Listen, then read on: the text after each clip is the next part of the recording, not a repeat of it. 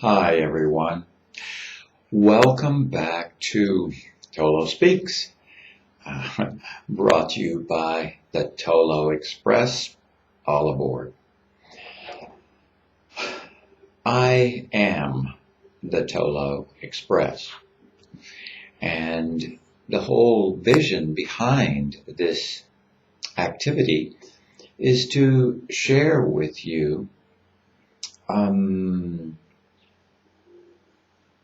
aspects of mysticism and how mysticism differs from religion, how it differs from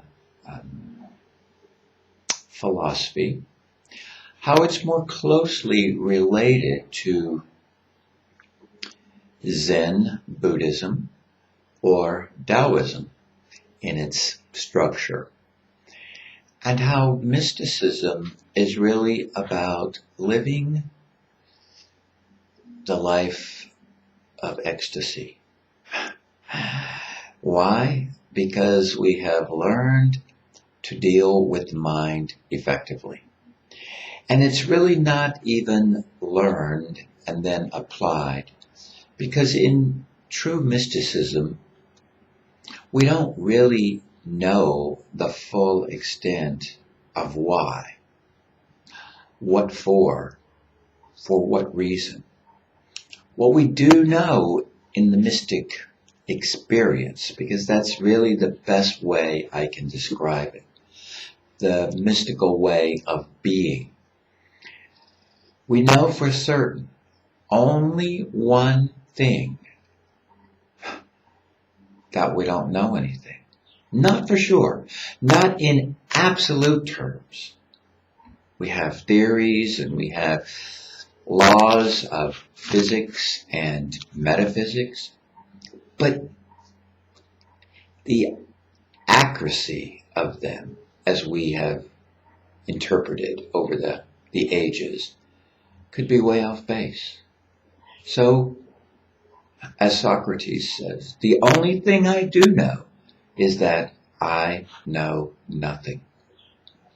That's a hard place to start for most of us, because we pride ourselves on knowing facts and knowing figures, knowing how to regurgitate back to some system that we hold allegiance to.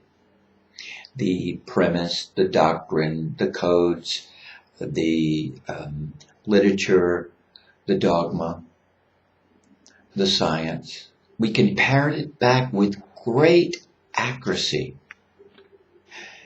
And that is what most formal education is really about. I would say from my own experience in undergraduate and grad school, that's primarily the demand of the institutions that I attended. There was very little in the form of essay.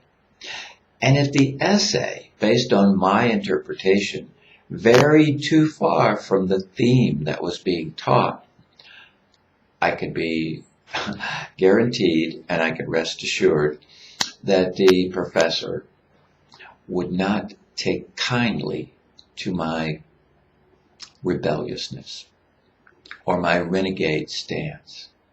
Therefore, if I don't, as Osho says, regurgitate back to the authority system what they want to hear, then I don't make the passing grade.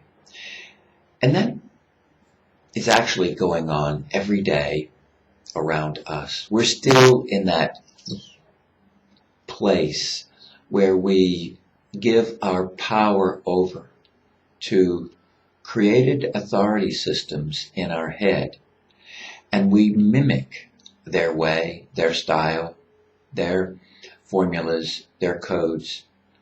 We mimic their patterns, their ethics, their morality, in order to save face and look good in the eyes of these institutions that we align with. It gets back to simply safety in numbers. The mystic is a renegade, a bohemian. They live from a very avant-garde stance. What do they follow? Internal awareness, wisdom, discernment, intuition. They follow this to the letter, not of the law, because they don't really know what the law is, but to the letter of understanding that by doing so, assured joy, peace of mind, and the opposite of strife and aggravation exist in our countenance, in our personalities, in our involvement with every person, place, or thing around us. I put it this way. Faith in outside influences is replaced by trust in intuition and trust in that which is real, capital R-E-A-L, versus the appearance of that which is real. Many have called the appearance of that which is real the work of the ego, the illusionary world. Some have called it evil. Some have called it ignorance. It has many names. Living and basking in that realm of mental activity, which is not real, creates major strife in our lives. Let's go back to Shakespeare. To thine own self be true. There it is, right there, written hundreds and hundreds of years ago. Very quickly, I would like to share one more thing, and that is a second way of being when one lives from the mystical. It's not a path. It's from mysticism itself. The person simply becomes mystic. And here it is. Awareness in universal cosmic truth is naturally monitored at all times. Am I steeped in the truth? Or am I steeped in illusion? The illusion of truth. That which appears to be true. False? Why? Because there's no joy derived in it. There's no inner satisfaction once the ego is out of the way. Yes, living in this false environment in the mind can bring us lots of comfort, can bring us lots of false satisfaction, can bring us all kinds of reward. But that reward does not usher in peace of mind, compassion, and understanding. So, I thank you for letting me share today.